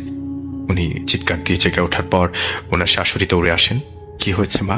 তো উনি খুলে বললেন যে মা, আমি তো এরকম এরকম বাজে একটা স্বপ্ন দেখেছি, এমন এমন দেখেছি। তো তো ইয়াসমিন বেগমের শাশুড়ি তখন ওনাকে বললেন যে ঠিক আছে মা, সমস্যা নেই, আমি তোমার সাথে শুভ, সমস্যা নেই, এটা এমনিতেই এই অবস্থায় মানুষ স্বপ্ন দেখে, এটা কোনো ব্যাপার না। তুমি দরুদ পড়ো এবং কিছু সূরা পড়ে দেন ঘুমিয়ে থাকো। তো এভাবেই ওই রাতটা চলে যায়। ইয়াসমিন বেগম আর ওই রাতে ঘুমাতে পারে নাই, একদমই ঘুমাতে পারেনি সে। পরদিন তার স্বামী আলী সাহেব ব্যাক করেন ইন্ডিয়া থেকে। ব্যাক করার পর উনি সবকিছু খুলে বলেন যে আমি এরকম এরকম বাজে একটা স্বপ্ন দেখেছি। আলী সাহেব ব্যাপারটা খুব একটা গুরুত্ব দেন না। ঠিক ওই রাতেই ইয়াসমিন বেগমের চোখটা খালি লেগে আসছে, ঘুম ঘুম একটা ভাইবস তার মধ্যে চলে আসছে, যে আধো ঘুম আধো জাগরণ এমন একটা অবস্থায়। তো ওই মুহূর্তে চোখটা লাগতে সে দেখছে আবার সে মরুভূমিতে দাঁড়িয়ে আছে, এবং এবার একজন নয় 3জন কালো জুব্বা পরা লোক ওখান থেকে বেরিয়ে আসলো। আসার পরে তাকে বলছে যে তুই এসব কেন বললি, তোকে আমরা ছাড়বো না। তুই যদি আমাদের দাবি মেনে নিস, তুই যদি আমরা যা বলেছি তা করিস, তাহলে তুই সব পাবি। আর যদি না শুনিস, তবু তোর বাচ্চা আমরা নিয়েই যাব, তোর বাচ্চা আমাদের দিয়েই দিতে হবে। তো এই কথা শোনার পর তিনি আবারও চিৎকার করে ঘুম থেকে উঠে পড়েন। ঘুম থেকে ওঠার পর ওনার স্বামী তো ওনার সাথেই ছিল। তো আলী সাহেব হুড়মুড়িয়ে জেগে ওঠেন এবং তাকে জিজ্ঞেস করতে থাকেন যে কি হয়েছে। ওই মুহূর্তে ইয়াসমিন বেগম প্রচন্ড কাঁপতে কাঁপতে উনি বলছিল যে আমি আবারও সে স্বপ্ন দেখেছি, একই স্বপ্ন, কিন্তু এবার একজন নয়, এবার 3জন ছিল। উনি ভয়ে খুব বেশি কথা বলতে পারছেন না, উনি কাঁপছেন তখনও। তো আলী সাহেব ব্যাপারটা একটু গুরুত্ব সহকারে মাথায় নেন। পরদিন সকালে উনি হুজুরের কাছে যান, এলাকারই একজন গ্রাম্য হুজুর, মসজিদের ইমামের কাছে যান, এবং ওনার কাছে যাওয়ার পর হুজুরকে ব্যাপারগুলো খুলে বলেন। খুলে বলার পর হুজুর পানি পড়া দিয়ে দেন এবং হচ্ছে আপনার একটা তাবিজ দিয়ে দেন যে এই তাবিজটা হচ্ছে আপনার সাথে আপনার স্ত্রীকে বেঁধে দিবেন। এবং হুজুর বিশেষ করে বলে দেন যে উনি যেন রাতের বেলা বাড়ির থেকে বের না হয়, সন্ধ্যার পর যেন কোনোভাবেই বাসা থেকে বের না হন, আর এই তাবিজটা কোনোভাবেই হাত থেকে খোলা যাবে না। তো আলী সাহেব বাসায় গিয়ে স্ত্রীকে হচ্ছে উজু করে আসতে বলেন এবং নামাজ পড়ে দেন এটা বেঁধে দেন হাতে। আর ওই দিন থেকে উনি এই স্বপ্নটা দেখেন না বেশ কিছুদিন। আবারও আলী সাহেবের বিশেষ একটা কাজে ইন্ডিয়াতে যেতে হয়। ইন্ডিয়াতে যাওয়ার পর ওই দিন ছিল হচ্ছে ভীষণ, আকাশটা ভীষণ খারাপ ছিল, আপনার বৃষ্টি হবে, ঝড় হবে এমন একটা অবস্থা। তো ঘরে কেরোসিন ছিল না। ইয়াসমিন বেগমের শাশুড়িও তখন বাসায় ছিল না, বাড়িতে তেমন কেউ না থাকায় আলী সাহেবের ছোট 2টা ভাই ছিল, ওরা যে কোথায় গিয়েছে ইয়াসমিন বেগম ডেকেও তাদের পাচ্ছে না। তো মোটামুটি সন্ধ্যার আজানের কিছুক্ষণ আগে, মাগরিবের আজানের কিছুক্ষণ আগে ইয়াসমিন বেগম আস্তে আস্তে হাঁটতে হাঁটতে বের হন। এটা মেবি আপনার ওই যে হুজুর দেখিয়েছিল তার 1.5 মাস পর হবে। তো উনি বের হন, উনি হচ্ছে তখন মোটামুটি চারদিক অন্ধকার, কারণ আকাশ মেঘাচ্ছন্ন থাকায় চারদিক অন্ধকার হয়েছিল। আর ঠিক তখনই আপনার উনি যখন হেঁটে যাচ্ছিল, আমি আগে রাস্তাটা বিবরণ দিই। রাস্তাটা হচ্ছে ইয়াসমিন বেগমের বাড়ির সাথে হচ্ছে রাস্তা, আলী সাহেবের বাসার সামনে হচ্ছে রাস্তা দিয়ে বরাবর হেঁটে গেলে, তখন তো পাকা রাস্তা ছিল না, কাঁচা রাস্তা, তো বরাবর সামনে হেঁটে গেলেই হচ্ছে আপনার অল্প একটু 2 মিনিট হেঁটে গেলে হচ্ছে বিশাল একটা বাঁশঝাড়, আর বাঁশঝাড়ের মধ্যে হচ্ছে পুরাতন কিছু কবর, এবং ওই কবরের থেকে আরো আপনার 2 মিনিট হাঁটলে হচ্ছে দোকান। তো উনি যান, ইয়াসমিন বেগম দোকানে যান, দোকানে গিয়ে কেরোসিন কিনেন এবং ব্যাক করার সময় ঘটে আসল ঘটনা। উনি যখন বাসায় ফিরে আসছিলেন তখন হঠাৎ ওনার পায়ের নিচে কি যেন একটা পড়লো, একেবারে নরম। তো উনি একটু ঘাবড়ে গেলেন, উনি লাফ দিয়ে পিছনে চলে আসলেন। লাফ দিয়ে পিছনে আসার পর উনি যখন নিচের দিকে তাকান, নিচের দিকে তাকিয়ে দেখেন একটা মানে আকাশ বিদ্যুৎ চমকাচ্ছিল তখন, ওই মুহূর্তে আকাশে বিদ্যুৎ চমকাচ্ছিল। তো বিদ্যুতের আবছা আলোয়, বাঁশঝাড়ের মধ্যে তো অন্ধকার থাকে, তো ওইখানে আবছা আলোয় উনি দেখতে পান একটা নবজাতক শিশু ওনার পায়ের চাপে হচ্ছে একেবারে মানে বিধ্বংসী একটা অবস্থা, মানে যেটা আমি বর্ণনা করতে পারছি না। একদম ওর চোখ বের হয়ে গেছে, মানে চ্যাপটা হয়ে গেছে এমন কিছু একটা। এটা দেখার পর তিনি চিৎকার করে অজ্ঞান হয়েছে ওই জায়গাতেই। তো ওনার চিৎকার শুনে দোকান থেকে অনেকেই দৌড়ে এসে তারপর হচ্ছে দেখেন যে উনি অজ্ঞান হয়ে গেছেন, এবং ওনাকে ধরে বাসায় নিয়ে আসা হয়। তো ওই দিন রাতে হচ্ছে ওনার ভীষণ রকম আপনার রক্তক্ষরণ শুরু হয়। তো এভাবেই রক্তক্ষরণ হতে হতে একটা সময় হচ্ছে ওনার মিসক্যারেজ হয়ে যায়। আসলে ব্যাপারটা অনেক কষ্টের ছিল তাদের জন্যে, ব্যাপারটা আসলে সত্যি তাদের জন্য ভীষণ কষ্টের ছিলেন। আলী সাহেব তো খুব কষ্ট পেয়েছেন, এবং মানে তার ফ্যামিলি সবাই ভীষণ মন খারাপ হয়ে যায় সবার। তাও ইয়াসমিন বেগমকে সবাই অনেকটা সান্ত্বনা দেন, সান্ত্বনা দিয়ে বোঝানোর চেষ্টা করেন এবং বোঝান। তো আস্তে আস্তে ব্যাপারগুলো ঠিক হতে থাকে। কিন্তু আরেকটা সমস্যা শুরু হয় তার কিছুদিন পর থেকে। ইয়াসমিন বেগম বোঝেনি তো, গ্রামের অবস্থাটা যেরকম হয় আর কি, প্রত্যন্ত গ্রাম অঞ্চল, তো সেক্ষেত্রে ওনাকে মানুষ বাঞ্ছা ডাকা শুরু করে। 1 বছর, 2 বছর, 3 বছর, 4 বছর কেটে যায়, কিন্তু তার কোনো সন্তান হচ্ছিল না। তো সবাই ওকে বাঞ্ছা, এটা সেটা বিভিন্নভাবে তাকে অপমান অপদস্থ করত। আলী সাহেব সব দেখে শুনেও হচ্ছে উনি কিছু বলতে পারতেন না, কি বলবেন। ওনার ফ্যামিলি থেকে ওনাকে আবারও বিয়ে করার জন্য চাপ দেওয়া হয়, কিন্তু আলী সাহেব কখনোই ইয়াসমিন বেগমকে ছাড়তে চান না। ওই দিনই হচ্ছে আপনার কিছুদিন পরে আর কি একটা হুজুর বলা যায় না, পাগল টাইপের একটা মানুষ আসে ওনাকে, তবে খুব পরিষ্কার পরিচ্ছন্ন। তো উনি হচ্ছে পাগল টাইপের একটা মানুষ, কিন্তু খুবই পরিষ্কার পরিচ্ছন্ন। উনি বাসা ইয়াসমিন বেগমের এখানে এসে বলছেন যে, মাগো আমি অনেকদিন ধরে ভালো করে খাই না, আমাকে খেতে দিবি? তো ইয়াসমিন বেগম ঘরের ভেতর ঢুকে দেখেন যে আসলে শুধু একজনেরই খাবার আছে, আর কারো মানে একজন ওনাকে যদি খাবারটা দিয়ে দেয় তাহলে উনি খেতে পারবেন না। তো উনি ভাবলেন যে থাক, ব্যাপার না, আমি হচ্ছে একটা বেলা না হয় না খেয়ে থাকবো। তো উনি ওই পাগলটাকে খাওয়ান, মানে ওই খাবার দেন এবং পাগলটা খুব আয়েশ করে খাওয়া দাওয়া শেষ করেন।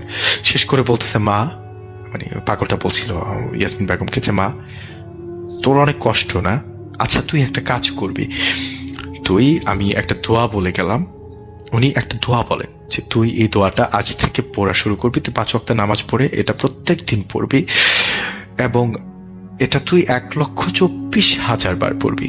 তো কথাটা শুনে মানে ইয়াসমিন বেগম, মানে ওনাকে দেখে খুব ভালো লাগে আসলে। ইয়াসমিন বেগমের লোকটা খুব পরিষ্কার পরিচ্ছন্ন, খুব গুছিয়ে কথা বলেন, কেমন যেন একটা সুঘ্রাণ আসছে তার শরীর থেকে, মানে উনি ইয়াসমিন বেগমও কেন যেন কথাটা মেনে নেন। তো উনি দোয়াটা লিখে রাখেন এবং এটা দোয়াটা পড়তে থাকেন। এভাবেই প্রত্যেকদিন আপনার উনি ওই লোকটা যাওয়ার পর এভাবে পড়তে থাকেন। উনি দৈনিক নামাজের পর এভাবে পড়তে শুরু করেন। তো যখন 2 মাস কাটে, 2 মাস কাটার পর সবাই জানতে পারে যে ইয়াসমিন বেগম আবারও প্রেগনেন্ট, তিনি আবারও প্রেগনেন্ট। এই কথা শুনে আলী সাহেব খুশি হন, সবাই অনেক বেশি খুশি হন, মানে সবাই অনেক খুশি হয়ে যান।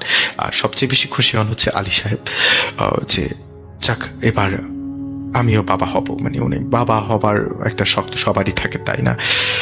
তো এভাবেই চলতে থাকে এবং ইয়াসমিন বেগম ওই দোয়াটা পড়তে থাকেন, 5 ওয়াক্ত নামাজ পড়তে থাকেন। ওনার প্রেগনেন্সি যখন আবারও 5 মাস 5.5 মাস হবে, তিনি আবার স্বপ্নে একই জায়গায় সেই বালুর চর, সে মানুষ, সে কালো চুপ্পা পড়া মানুষগুলোকে দেখতে পান এবং তারা একই কথা বলছে যে তোর ওই সন্তানটাকে তো নিয়ে গেছি, তোর ওই সন্তানটা নিয়ে গেছি, এবার এটা কেউ দিয়ে দে, এই যা ধন সম্পত্তি আছে সব তোর, এই স্বর্ণমুদ্রা সব তোর, এই স্বর্ণের কলস তোর। তো ইয়াসিন বেগম ঘুমের মধ্যে কান্নাকাটি শুরু করেন এবং ওই স্বপ্নের মধ্যে ওদেরকে মানে কান্নাকাটি করে ওদের পায়ে পড়ে যান যে আপনারা আমাকে আর কষ্ট দিয়েন না, আমি আমার এই সন্তানটাকে হারালে আমি মরে যাবো। তো ওরা বলছে, না, তুই যত কিছু বলিস এই সন্তানটা আমাকে দিয়ে দিতে হবে। তো ইয়াসমিন বেগম খুব কান্না করছেন। তো আলী সাহেব দেখতে পাচ্ছেন যে ইয়াসমিন বেগম ঘুমের মধ্যে প্রচন্ড কান্নাকাটি করছেন। আলী সাহেব ইয়াসমিন বেগমকে ধরে ধাক্কা দেন, আস্তে করে যখন তাকে ধাক্কা দেন তখন ইয়াসমিন বেগম লাফ দিয়ে উঠে পড়েন এবং ওনার স্বামীকে জড়িয়ে ধরে ভীষণ কান্নাকাটি করতে থাকেন, খুব কান্নাকাটি করছিলেন। তখন আলী সাহেব বলেন, কি হয়েছে তোমার? তখন ইয়াসমিন বেগম আবারও সবকিছু খুলে বলেন। এবার তো আলী সাহেব ভীষণ ভয় পেয়ে যান। এক সময়ে ওনারা বড় একজন হুজুরের কাছে যান, বড় একজন মৌলানা হুজুরের কাছে যান, আমি নামটা নাই বললাম। ওখানে যাওয়ার পর ইয়াসমিন বেগমকে নিয়ে যান ওই হুজুরের কাছে এবং উনি ঝাড়ফুঁক করে দেন এবং বলেন যে ওর ওপরে অনেক আগে থেকে বদজিনদের নজর ছিল, বদজিনরা ওকে পছন্দ করতো, কিন্তু বিয়ের পর ওর কাছে অনেকদিন আসে নাই, কিন্তু এখন তারা বিভিন্নভাবে তাকে সমস্যা করছে এবং তারা চায় না যে তার কোনো সন্তান হোক। যাই হোক, এভাবেই চলতে থাকে। আর আপনার ওই হুজুর, যিনি বড় হুজুর, উনি বলেন যে আমি তাবিজ দিচ্ছি আর আমি আসবো, আমি এসে তোমাদের বাড়ি বন্ধ করে দিয়ে যাব। তো ঠিক আছে, সবকিছু ঠিকঠাক চলতে থাকে এবং ইয়াসমিন বেগমও ওই স্বপ্নগুলো দেখেন না। এর 2 দিন পর হুজুর এসে বাড়ি বন্ধ করে দিয়ে যান। তো ইয়াসমিন বেগম কিন্তু সে রিচুয়ালটা করছিল। রিচুয়াল মিনস ওই যে দোয়াটা একজন পাগল দিয়ে গিয়েছিলেন, ওইটা পড়ছিলেন। তো এভাবে পড়তে পড়তে যেদিন আপনার 1,24,000 বার এটা পড়া শেষ হয়, দিনটা ছিল 1996 সালের 10 ফেব্রুয়ারি। ঠিক সেদিন দুপুর থেকেই তার ইয়াসমিন বেগমের আপনার প্রসব বেদনা শুরু হয়। তো প্রসব বেদনা শুরু হওয়ার পর ওই দিন রাতের বেলা তার একটা ছেলে জন্মগ্রহণ করে, তার সন্তান পৃথিবীতে আসেন এবং মানে তারা অনেক বেশি খুশি হয়। কিন্তু ব্যাপারটা ছিল যে ছেলেটা কাঁদতো না, আবার হঠাৎ করে এমন কান্নাকাটি শুরু করতো যে কোনোভাবেই তাকে থামানো যেত না।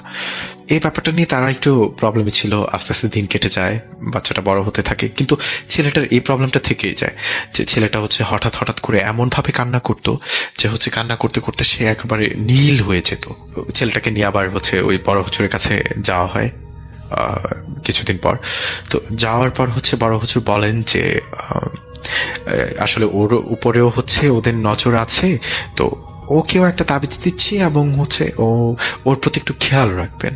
তো এভাবে দিন কেটে যায় এবং আসলে সত্যি বলতে ওই ছেলেটার মধ্যে কিছু অলৌকিক শক্তি বলতে পারেন, বা মানে যাই বলেন না কেন, তার মধ্যে একটা অনুভব ক্ষমতা ছিল। সে যখন দিনে দিনে বড় হতে থাকে তখন ও বুঝতে পারে যে ধরেন একটা জায়গায় দিয়ে হেঁটে যাচ্ছে, তো এখানে যদি কোনো অদৃশ্য শক্তি থাকে তখন তার মধ্যে কেমন যেন একটা ফিল হতো, সে বুঝতে পারতো, বা তার সামনে অনেক কিছু আসতো, তার সামনে অনেক কিছু পড়তো, সে অদৃশ্য অনেক কিছু দেখতে পারতো। আসলে এ ছিল ঘটনার শুরু মাত্র। আমি এখনো হয়তো ঘটনা শুরুই করিনি। এই ছেলেটার লাইফে এমন কিছু ঘটনা আছে যা শোনার পর মানুষের শরীর শিহরিত হবে।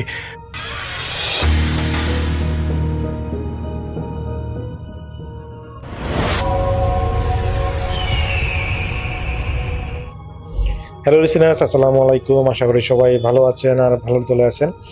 আমার নাম হচ্ছে রিপন, আমি লালমোহর থেকে বলতেছি। তো আজকে যে ঘটনাটা আমি আপনাদের মাঝে শেয়ার করব, এই ঘটনাটা আমার কাছে শেয়ার করেছেন, তার নাম হলো আমার চাচাতো ভাই সজীব। তো সজীব এবং হচ্ছে আমার বয়স একই রকম। দেখা যায় যে আমার যখন মানে আমার বয়স যদি হয় 25, তারও বয়সও 25, বিষয়টা এরকম।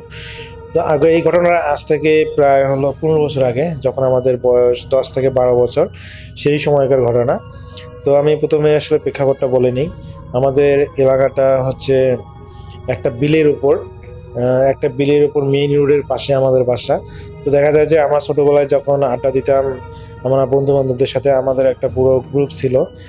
সেই গ্রুপে বিশেষ করে নাম হচ্ছে সবুজ, তারপর সজীব, আমার নাম হচ্ছে রিপন, তারপর হলো রাকিব, এরকম আমাদের প্রায় হলো 7-8 জন একটা ইয়া ছিল। তো আমরা দেখা যায় সেই সময় প্রচুর পরিমাণ খেলাধুলা করতাম। দেখা যায় যে অনেক সময় ক্রিকেট খেলতাম, বা হচ্ছে সেই সময় আমরা হলো বউসি, গোল্লাছুট, আরও অনেক ধরনের আমরা হলো খেলাধুলা করতাম। তো এই ঘটনাটা ঘটে। তো ওরা আসলে একটু সবাই মিলে আমরা যখন আড্ডা দিই, তো আমিও রেগুলার আড্ডা দিতাম, কিন্তু কোনো একটা কারণে আমি সেদিন আসলে ওদের সাথে আড্ডা দিতে যাইনি। আর এই ঘটনা সেদিনই ঘটে তাদের সাথে, একটা ভৌতিক ঘটনা। তো এটা আমাদের আসলে ছোটবেলার একটা গ্রামের ভয়ানক ঘটনা বলা যায়। তো ওরা হলো ওই আমাদের যে বিলটা আছে সেটার নাম হলো নামরির বিল। তো দেখা যায় যে এখানে প্রচুর পরিমাণ চতুর্পাশে আজ থেকে এখন আসলে ওই রকম নাই, আগে সেখানে আজ থেকে 15 বছর আগের পরিবেশ আর এখনকার পরিবেশটা একদম ভিন্ন। তো 2015 সালে 2015 সালের ওইদিকে, সরি 2005 সাল কি, সরি আমি আসলে এক্স্যাক্টলি বলতে পারতেছি না, 2010-এর ওইদিকে। তো দেখা যায় যে ওই সময়ে ওই নামরি বিলের চতুর সাইডে লেবুর গাছ ছিল, প্রচুর পরিমাণ লেবুর গাছ ছিল। তো দেখা যায় যে অনেক মানুষ এই লেবু নেওয়ার জন্য বা লেবু চুরি করার জন্য আসলে ওই নামরি বিলে যেত এবং আসলে ওই লেবু নিয়ে আসতো। তো ওই নামরি বিলে অনেক আগের থেকেই আমার ছোটবেলায় আমি জন্মের আগের থেকেই ওখানে আসলে ওই বিলটা অনেক বড়। তো ওখানে প্রতিবারে মাছ কন্ট্রাক্টে ছাড়া হয়, এবং এখন পর্যন্ত এটা সরকার, যেহেতু সরকারি বিল, তো কন্ট্রাক্টে মাছ ছাড়ে। তো এই বিলে দেখা যায় যে চতুর্পাশে সরকারিভাবেই অনেক লেবুর গাছ, প্রচুর পরিমাণ লেবুর গাছ লাগানো হতো। তো আমরা আসলে ওইদিকে আড্ডা দিতাম ওই লেবুর ছেঁড়ার উদ্দেশ্যে। দেখা যায় যে গরমের দিনে আমরা ওই লেবু নিয়ে এসে শরবত করে খেতাম। তো এরা এই যে আমার ভাই, চাচাতো ভাই সজীব এবং তার বন্ধুরা সহ, তারা একদিনও সেই বিলে যায়, এবং বিলে যাওয়ার পর তারা হলো তাদের প্রচন্ড মানে অনেকগুলো লেবু নিয়ে আসে যতটুকু প্রয়োজন। তো লেবু ছিঁড়ে নিয়ে আসার পর তারা কি করে ওই লবণ এবং মরিচ দিয়ে আসলে সেই লেবুগুলা ঝালাইয়া খায়। তারা আসলে সবগুলো হয়তো খায় না, কিন্তু অনেকগুলো নষ্ট করে, যতটুকু খাওয়া দরকার ততটুকু তারা খায়। তো আসলে এরপরে তারা ওই একটা কথা রাসেল ভাই, ওই বিলের পাশে একটা হলো মন্দির আছে, এবং ওই মন্দিরের সাথে একটা শ্মশানও আছে। তো ওই শ্মশানে তো দেখা যায় যে আমাদের এদিকে যত হিন্দু আছে সমস্ত হিন্দুগুলো সেখানে আসলে ওই বিভিন্ন উৎসব পালন করে। ওই নদীর পাড়ে হলো যে মন্দিরটা আছে সেখানে তারা উৎসব পালন করে। তো ওইখানে দেখা যায় যে ওরা হলো উৎসব পালন করার পর অনেক কিছু ওই মূর্তির সামনে রেখে যায়, এবং সেই সাথে তারা হলো অনেকগুলো মূর্তি আবার দেখা যায় যে ওই সামনে যে বিল আছে সেই বিলের মধ্যে আসলে ওই আদা পানিতে আর কি তারা মূর্তিগুলোকে রেখে যায়। তো এরা কি করে ওই লেবু খাওয়ার পরে পরে হলো ওই মূর্তিগুলোকে তারা ভেঙে ফেলে, মানে মজার ছলে হোক বা না বুঝে হোক সেই মূর্তিগুলোকে ভেঙে ফেলার পর তো যেখানে ওই হিন্দুরা আসলে এসে উৎসব পালন করে যে জায়গাটা, মন্দিরের সামনে যে জায়গাটা, তারা সেখানে আসার পর তো ওরা হলো কি করে, ওই যে মানে আমাদের গ্রুপে একজন শয়তান টাইপের একটা বন্ধু আছে, সঙ্গত কারণে তার নামটা আমি বলতেছি না। তো ওই কি করে, ওই আসলে ওই মন্দিরের সামনে প্রসাব করে দেয়। তো ও দেখা যায় যে ওই আমার চাচাতো ভাই এবং বাকিরাও আর কি একে একে সবাই প্রসাব করে দেয়। তো রাসেল ভাই এই প্রসাব করে দিয়েই তারা আসলে থেমে থাকেনি। তারা বাড়ি আসার পথে দেখা যায় আমাদের বাসার থেকে ওই বিলটার দূরত্ব প্রায় 1 কিলোমিটার। তো তারা ওই বিলটা এবং আমাদের বাসার মাঝামাঝি জায়গায় আরো একটা ছোট্ট করে একটা মন্দির আছে।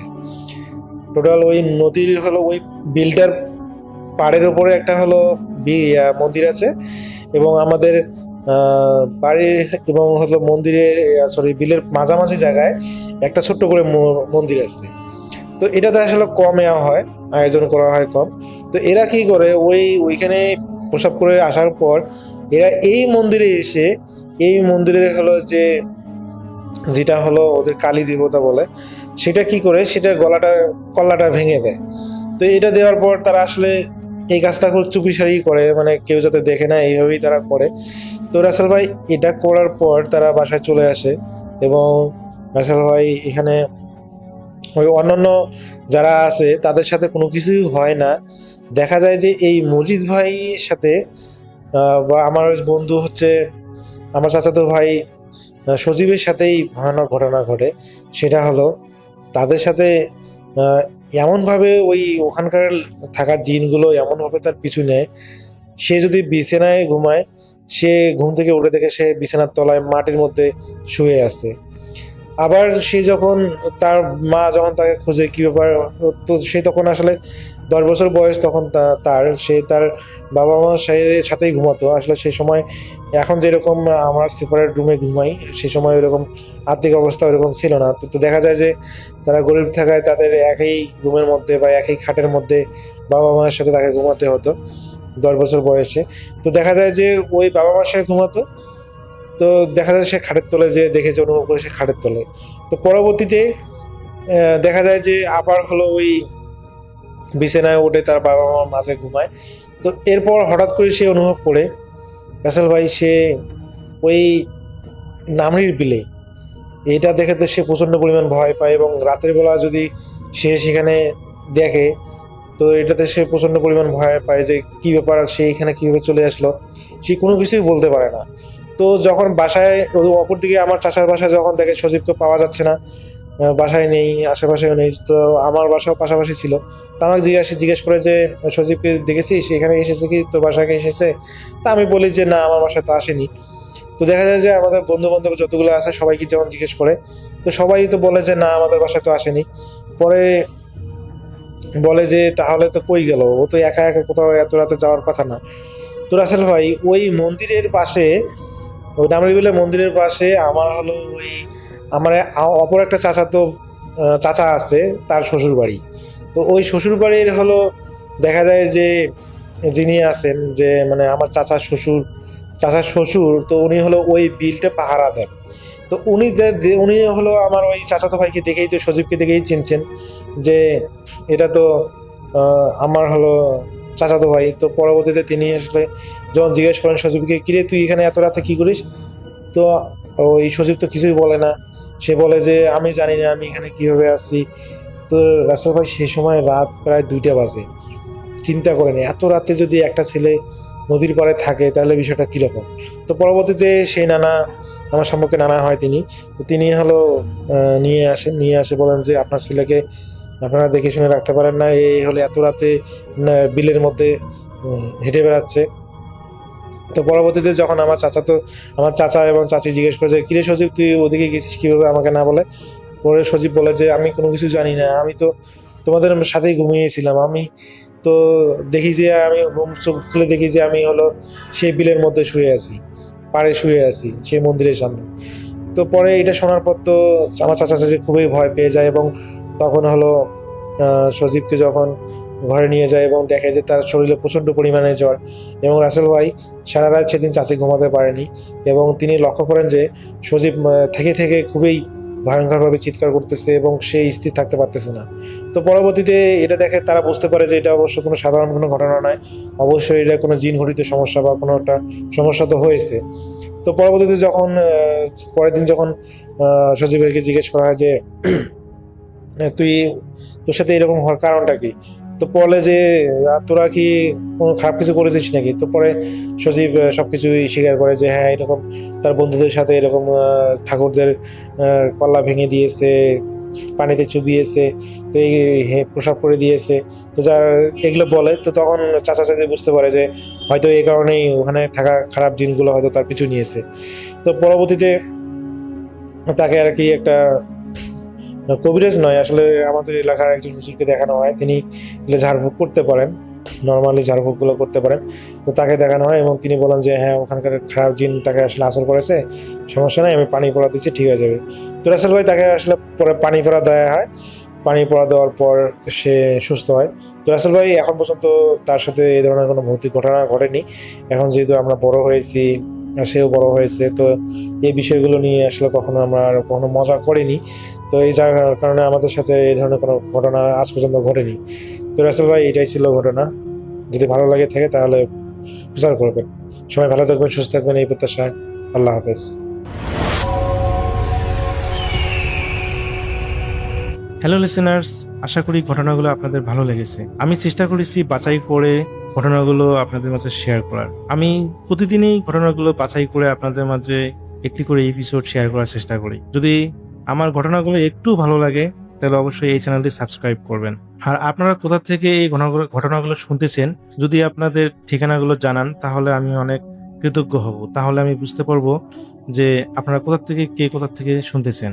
এছাড়াও আপনাদের মাঝে যদি কোনো ঘটনা থেকে থাকে তাহলে অবশ্যই আমাদের ইমেলে দেওয়া ঠিকানায় ঘটনাটা পাঠাবেন। তাহলে নেক্সট এপিসোডে আপনার সেই ঘটনাটা আমরা রাসেল ভাইয়ের মাধ্যমে অথবা আমরা নিজেরা পড়ে শোনাবো। তো ভালো থাকবেন, সুস্থ থাকবেন, এই প্রত্যাশায় আজকের মতো বিদায় নিচ্ছি। আল্লাহ হাফেজ।